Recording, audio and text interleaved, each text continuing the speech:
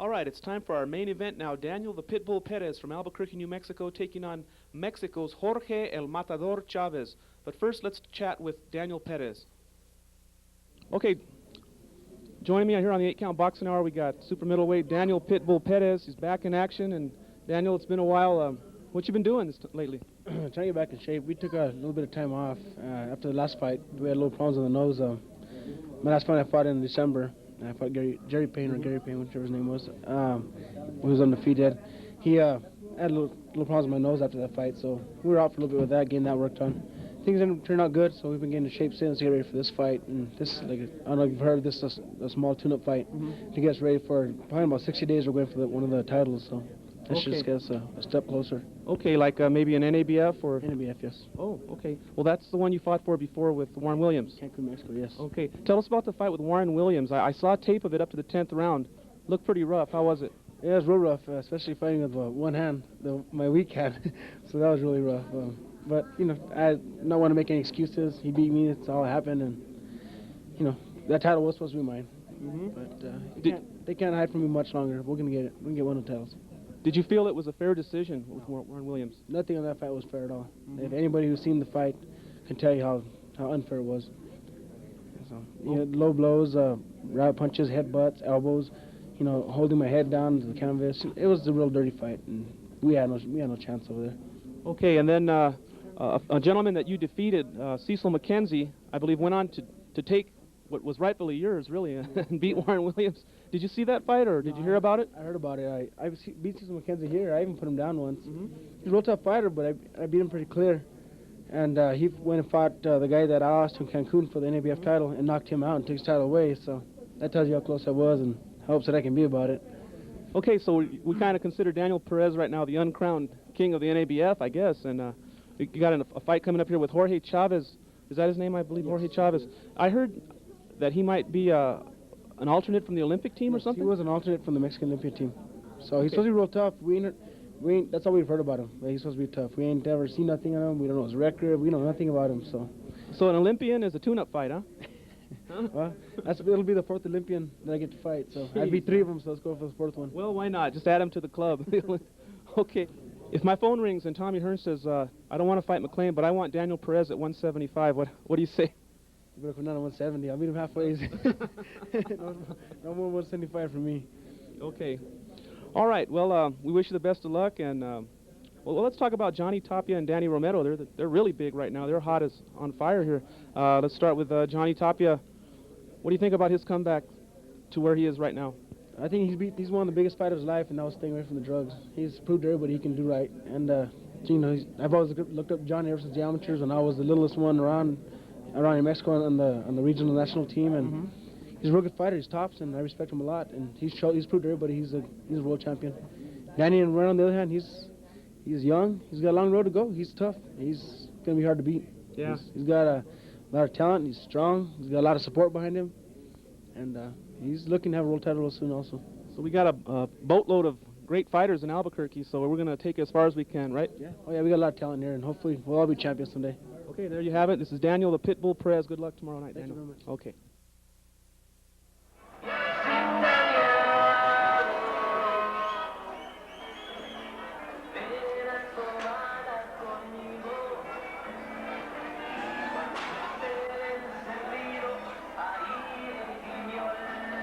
Okay, we're at the New Mexico State Fairgrounds, the Lujan building. You just saw Sean McLean with a first-round knockout, and now his stablemate, Daniel the Pitbull Perez. Daniel is world-rated, and he has also fought for the NABF title, and he'll be taking on the man you're looking at there in the black trunks, Jorge Chavez. And so right now the crowd awaiting the arrival of Daniel Perez here to get this main event underway. We're scheduled for 10 rounds in the super middleweight division. I'm Dan Cisneros, and I'd like to welcome everybody to the 8-count boxing hour. You're just tuning in now, then you're just in time for the main event. Daniel Perez taking on Jorge Chavez. And right now, the entourage of Daniel Perez makes their way to the ring. Daniel dressed in a red robe. Jake Valencia at his side.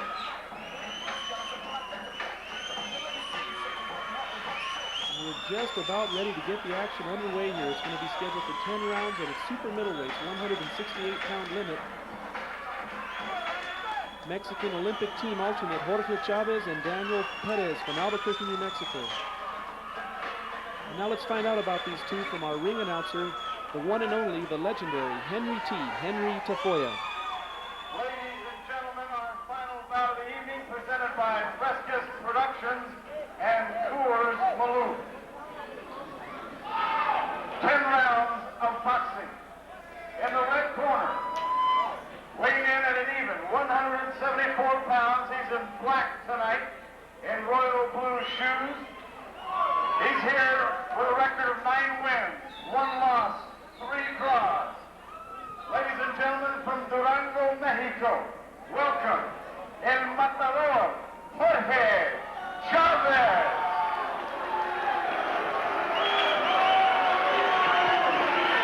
Ladies and gentlemen, you know him well.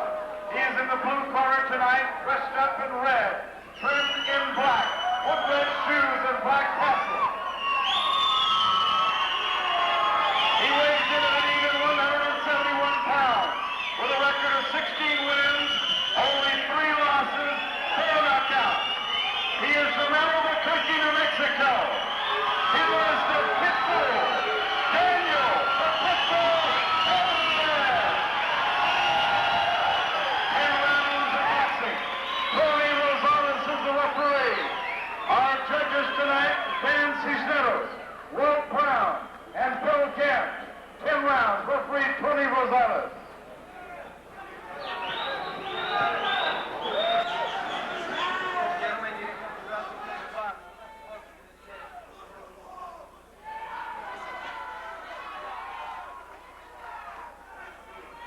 Just seconds away now from our main event, Jorge Chavez and Daniel Perez. The 8-count boxing hour, bringing you another main event from Albuquerque Boxing. These are world-class fighters, and Daniel Perez rated number 10 by the WBC in action, and here we go. Round 1 is underway. Daniel Pitbull Perez in the red trunks, Jorge El Matador Chavez in the black trunks. As I said before, he's an alternate from the Mexican Olympic team, and Jorge, with that record, 1 loss in his 13 pro fights, so he's really tricky, and he's coming in here to take on Daniel Perez. Daniel Perez with a record of 16-3, 4 of those wins by knockout. He's not a one-punch knockout artist, but he's a good brawler and a very fine technical boxer. You'll see a good jab, and he'll come back with the body shots, and he's done well at 16-3 as a professional. And there you see Daniel with a right hand now scoring to the face of Jorge Chavez. Chavez, not your typical Mexican fighter. He won't come in and brawl with you. He likes to box. He stays on the outside. He uses that jab. You'll see him stick that left hand out there, and he'll just kind of measure, and a little bit of that amateur style, which he was well known for. There you see him with it now, and his nickname, the Matador. Of course, he's not trying to tame a bull here. This is a pit bull. It's a little bit different for him. We'll see how he handles the style of Daniel Perez. They were telling me at ringside here that if Daniel Perez can win this fight and get past Jorge Chavez, he's being considered for a world title shot against Nigel Benn. And boy, that'd be real nice for him if he could get in there and get a shot at that world title. But right now he's got to get past Jorge Chavez, who has lost only once in his 13 pro fights, so this is not going to be easy for Daniel Perez. Of course, Daniel is at home. He has the hometown crowd behind him. And you can see the two establishing pretty well the pace of the fight. Daniel Perez will be the stalker, and Jorge Chavez will try to move around on the outside, get angles, and stick that jab in there, and then follow it with the big shots later on in the fight. Jorge's manager was telling us upon his arrival here to the arena that they really didn't see much in Daniel Perez, that they saw him fight Warren Williams in Mexico for the NABF title, and they say they were not impressed. And they really believe that Jorge Chavez would have no trouble handling Perez, outscoring him and possibly taking a decision or a late round knockout. But right now it's Daniel Perez on the attack, doing all the work. And so far, in my opinion, winning the first round. There you see Chavez now trying to get a little bit offensive, and Perez just ties him up. Daniel Perez is a very cool customer. He's very calm. You hardly ever see him get out of control. He's always on balance. and very scientific in his approach to boxing. He doesn't have the big knockout punch, so he needs to win every round, put those rounds in the bank, build up the big lead, and then cruise home. There you hear the knock for 10 seconds. We're just about at the end of round number 1 here on the 8-Count Boxing Hour. We'll be back.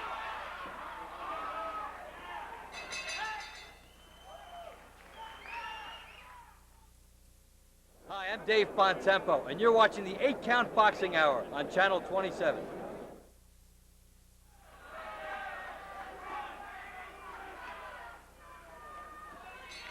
Okay, round 2 is underway. We're back now on the 8-Count Boxing Hour. Dan Cisneros at ringside. Daniel the Pitbull Perez in the red trunks with the black trim taking on Jorge Chavez in the solid black trunks. Action coming to you from the State Fairgrounds here in Albuquerque, New Mexico, the hometown of the Pitbull, Daniel Perez.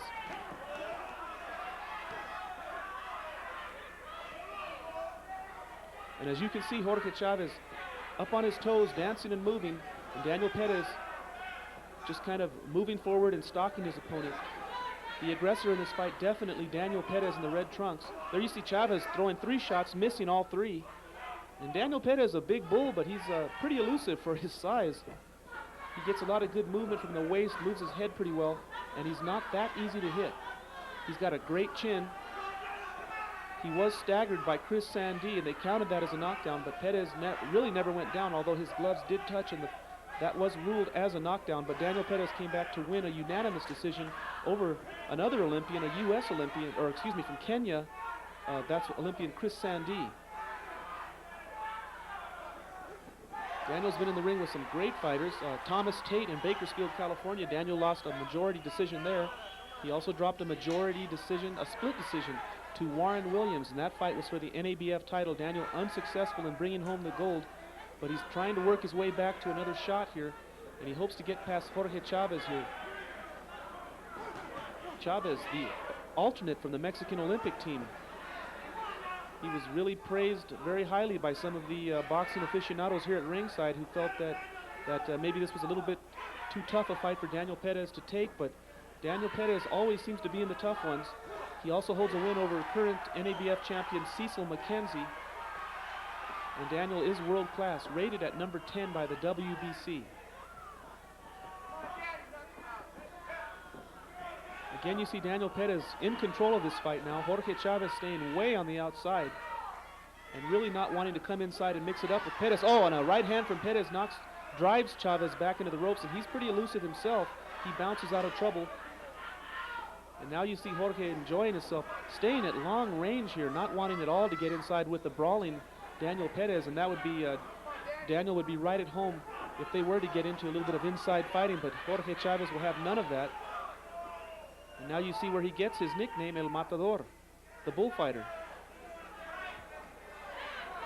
But Daniel Perez is not charging in like a bull. He's also staying outside and working behind that jab. And I think that's working in his favor, because I think Chavez is trying to get Perez to charge forward. He'd like to spin out and pop him with a shot as he moves out, because Chavez is really up on his toes and ready to move to either side. And there you see the two tying up again. Referee Tony Rosales. And that ends round 2. We'll be back.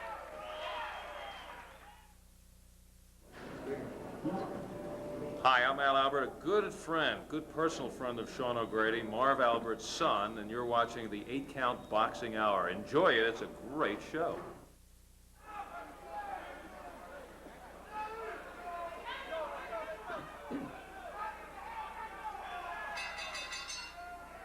Okay, the bell for round 3 is underway. Dan Cisneros at ringside. You're watching the 8-Count Boxing Hour.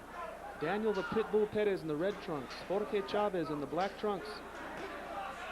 A couple of pretty good rounds for Daniel Perez. They haven't really been mixing it up, but Chavez is hesitant to get in there and really score on Perez, and Daniel's been throwing the more powerful shots here. Jorge Chavez going with that amateur style. You can see him extending that left hand. Kind of that European amateur boxing style on the part of Jorge Chavez. Daniel Perez has seen all kinds of styles.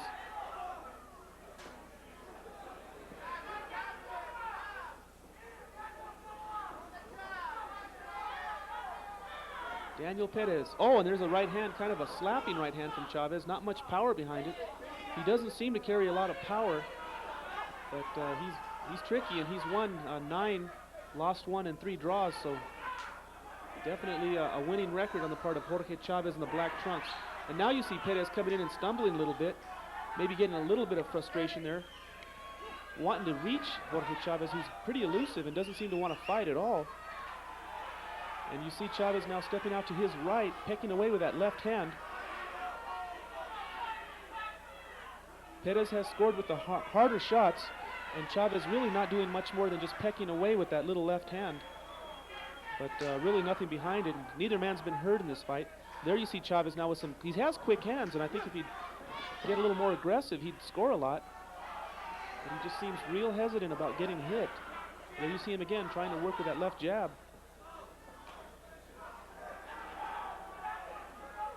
Jorge Chavez with quick feet. Daniel Perez not a dancer at all. He's definitely more of the plodding type fighter. But you see him putting the pressure on Jorge Chavez, moving forward. And Chavez is always moving side to side, which is making it real hard for Daniel to set up and fire his shots.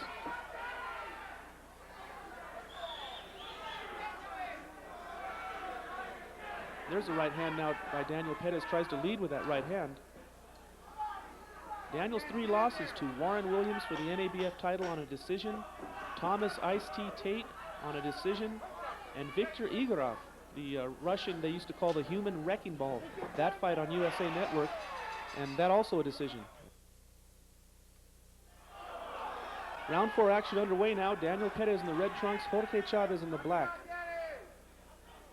Neither man's been hurt, neither man down. Again, Jorge Chavez staying on the outside, up on his toes.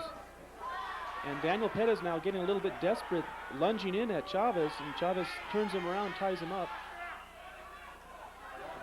And there you see Jorge Chavez trying to land, and Perez just moves out of the way. Chavez again with a little combination now. Daniel Perez with only 4 knockouts in his 16 wins. That's surprising because he really does hit hard. A lot of his opponents come out of their fights with just bumps and lumps and all busted up, but Daniel really is not the one-punch knockout man. He's more of the brawler. He gets in there and brawls with his opponents. There you see Chavez now trying to land on him. Daniel just moving at the waist. Again, Jorge Chavez missing with those shots. And the 2 tie up inside, and that's where Daniel should let loose with some shots when he has Chavez in his range. Jorge Chavez really not wanting to fight.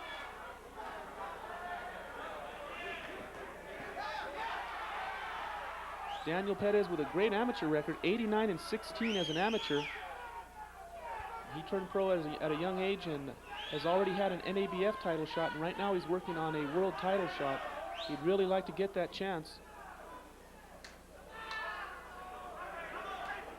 And there's a good left hand to the body now from Perez. He caught Chavez with his hands up trying to dance out of the way, but Perez was able to get to him. Not easy to get a solid, clean blow landed on Jorge Chavez. The referee again is Tony Rosales.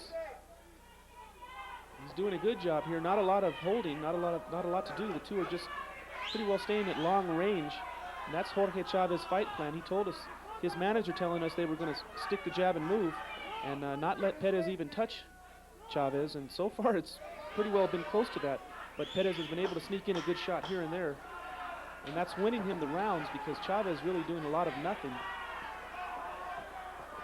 Again, you see Jorge Chavez now dancing around side to side off the ropes. And that ends round 4. We'll be back. I'm ring announcer Michael Buffer.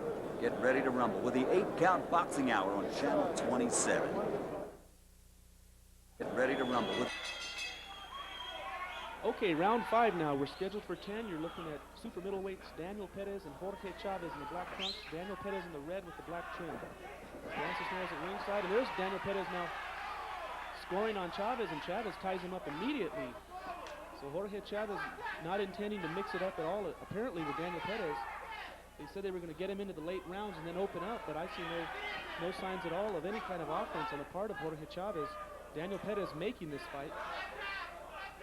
We're at the New Mexico State Fairgrounds in the Lujan Exhibition Building. Again, Chavez tries to come in there with a combination, and Perez very calmly just moves out of the way. Daniel Perez has had to be patient with his opponent here, but he is putting the rounds in the bank. And if it comes down to a decision, well, that's fine with Daniel. 12 of his 16 wins have been by decision.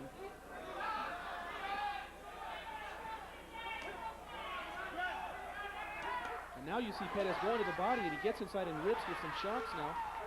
And he has Chavez in the corner, and Jorge was aware of that. He grabs Daniel and pushes his way off the corner there and gets out to the center of the ring. Jorge Chavez definitely wanting to stay at long range with Daniel Perez. The edge and power in this fight, no doubt, going to Albuquerque's pit bull, Daniel Perez, in the red trunks.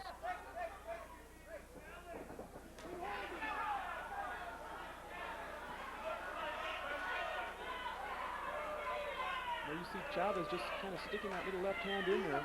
He tries to follow it with a little bit of a right, but Perez is quick enough to move out of the way. And now Daniel lunges in, and Jorge immediately ties him up.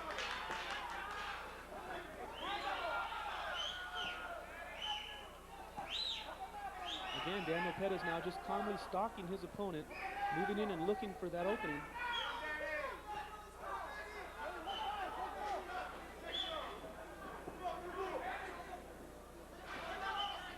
Again, Chavez trying to work behind that left jab, but he's more of showing it than landing it, really. He's just sticking out there. Now Perez comes in with some hard shots, drives Chavez back to the ropes. Oh, and a big left hand by Daniel Perez. That hurt Chavez. He goes down. Jorge Chavez is down from a left hand from Daniel Perez. That one landing right on the chin. And Chavez, he looks really hurt. I think he's ready to quit. I think he's had about enough, and that's it. He stays down. He does not beat the count. Referee Tony Rosales waves it off. And your winner, Daniel Perez.